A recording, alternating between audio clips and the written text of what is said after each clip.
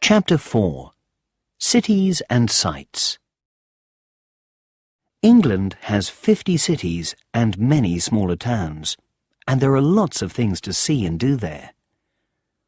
The biggest city, and England's capital, is London. Nearly 8 million people live in London, more than in any other European city. The country's government is there, and for people in many different jobs, London is the most important place to be for work. For visitors, too, London has many of England's most interesting sights and is one of the most important places to visit. London has many areas which are often very different, even if they are very close. Whitehall and Westminster are the areas where you can see some of London's most famous sights.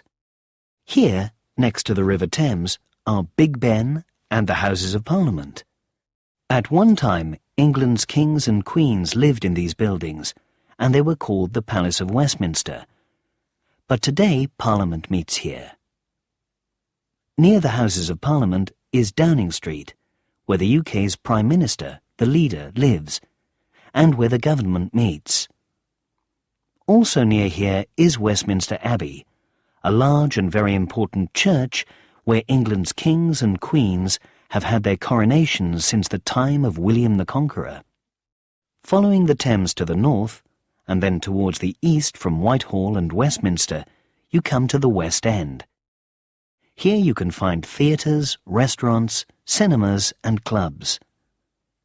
Covent Garden, where there was once a big market, is now a great place to go shopping or to have a coffee and watch the street entertainers, actors, musicians, dancers, and others who do small shows outside.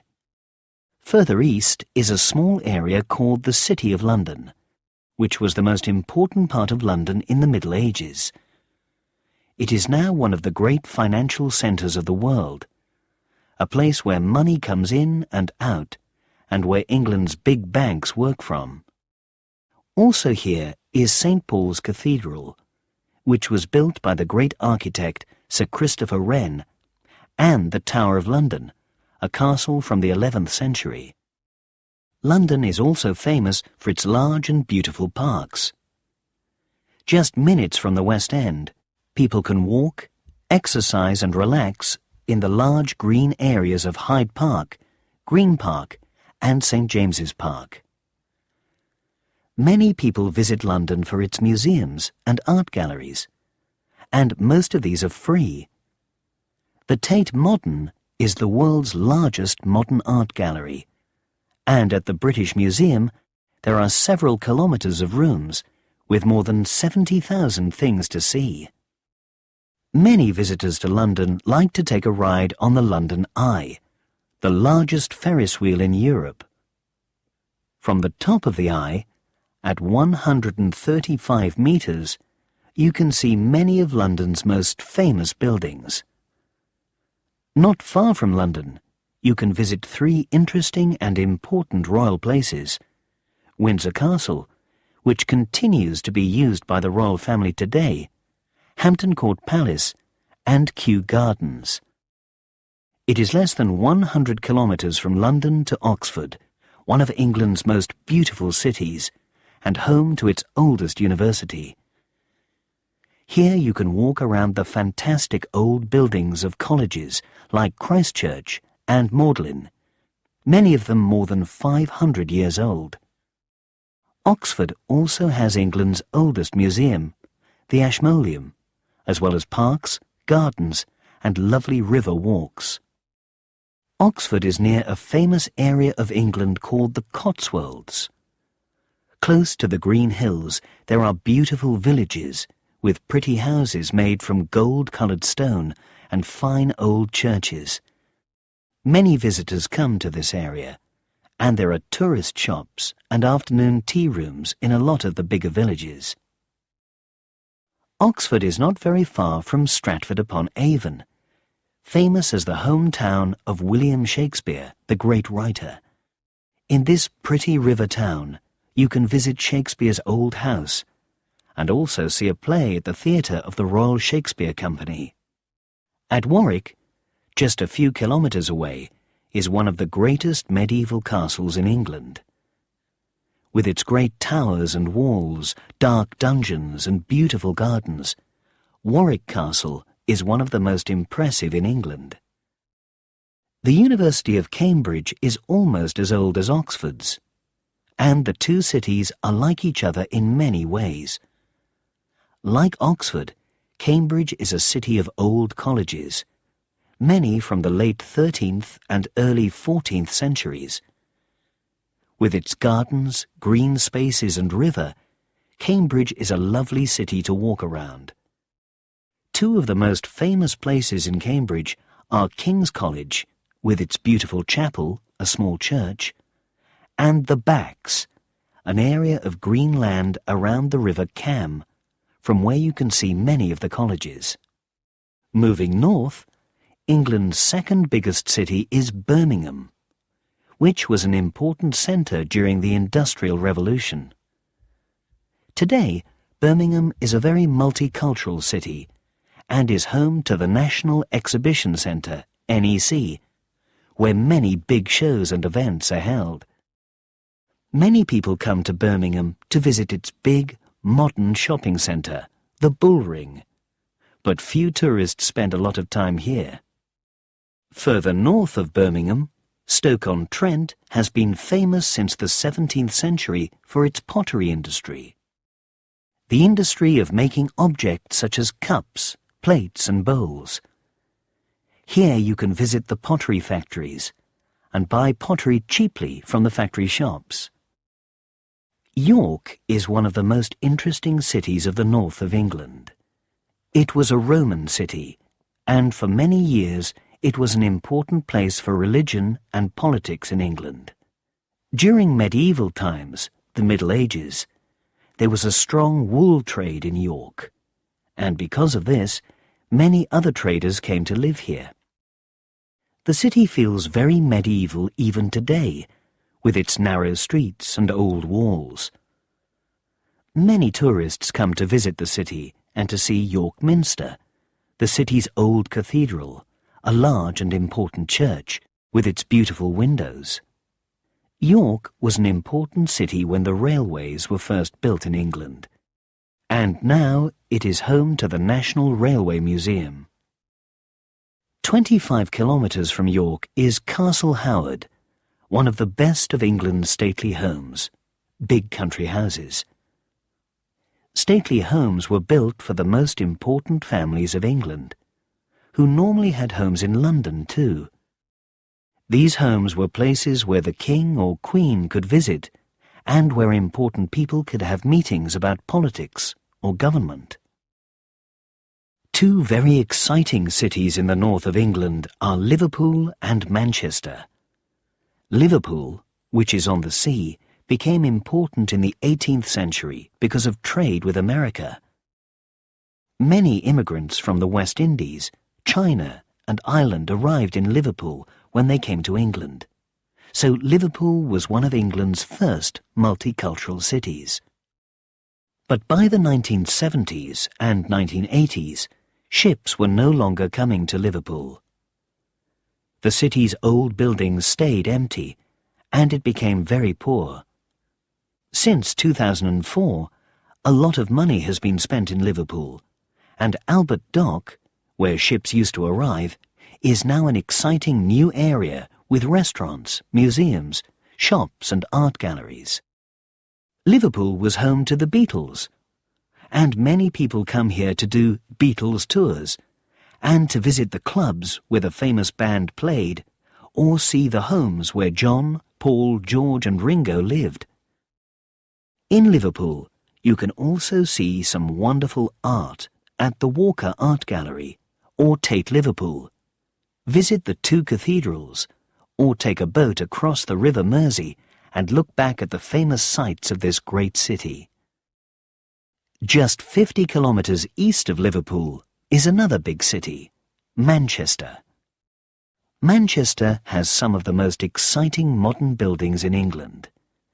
Its cafes, clubs and nightlife make it one of the best cities in the country for many young people.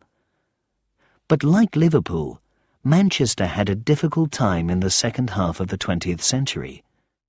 Once the most important city in the world for cotton, Manchester's old industries were coming to an end by the 1950s, and many people lost their jobs.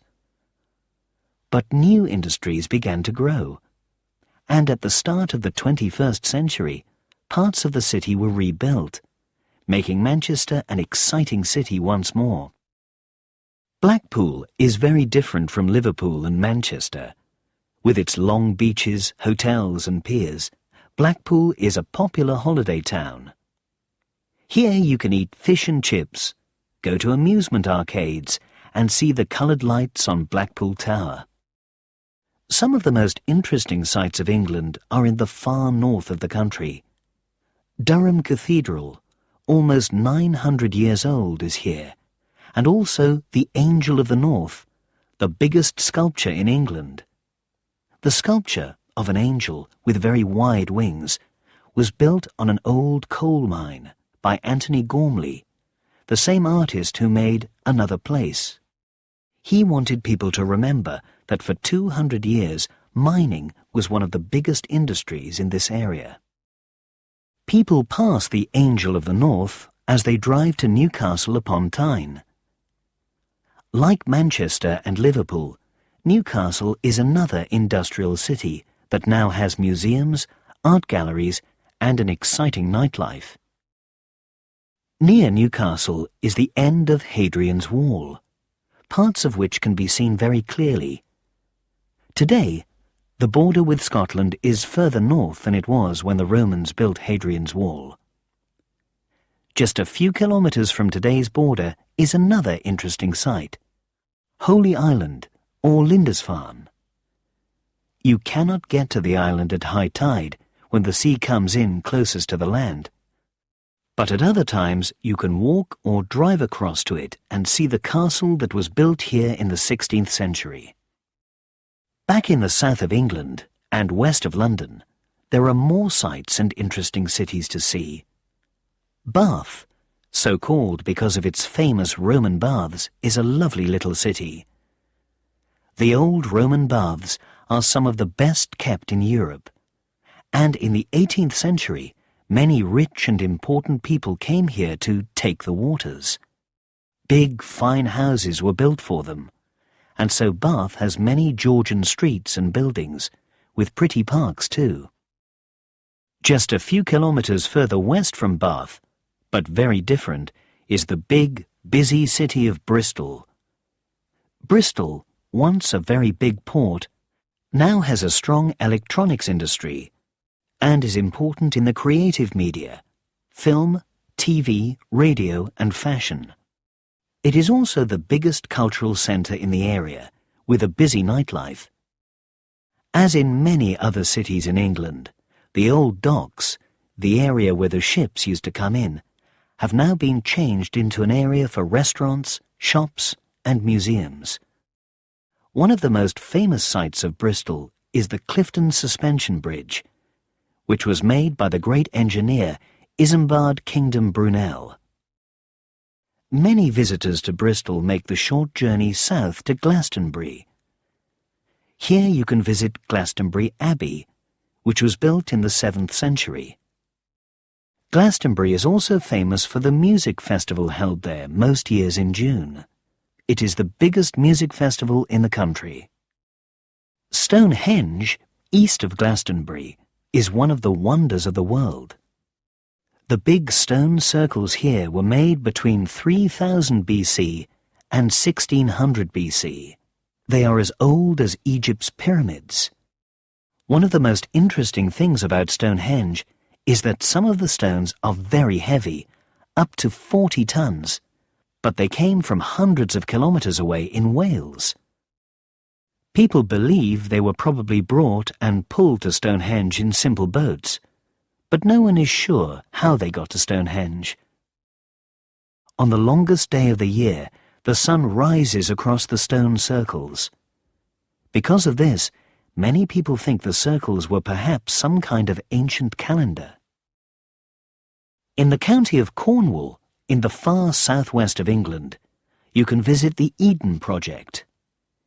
Here you can see plants and trees from many different places, and the largest non-wild rainforest in the world. Brighton, on the south coast, became an important town in the mid-18th century, when people began to enjoy swimming in the sea. The Prince of Wales, later King George IV, started to come to Brighton in the 1780s, and in 1815 the Royal Pavilion was built for him. The Royal Pavilion, which has a strange mixture of Indian and Chinese building styles, is one of the most interesting buildings in Brighton today. Like Bath, Brighton has some beautiful Georgian buildings, but it is a fun town too. Here you can walk on the pier beside the sea, or through the lanes, narrow streets that were once part of the old fishing village of Brighton, and which are now busy with shops and restaurants. Northeast of Brighton, on the road to Dover, Canterbury is a place full of history. It was an important Roman town, and in AD 602, the first cathedral in England was built here. The cathedral was rebuilt in 1070 and continues to be very important today. The Archbishop of Canterbury is the head of the Church of England. As you can see, there are lots of exciting places to visit in England.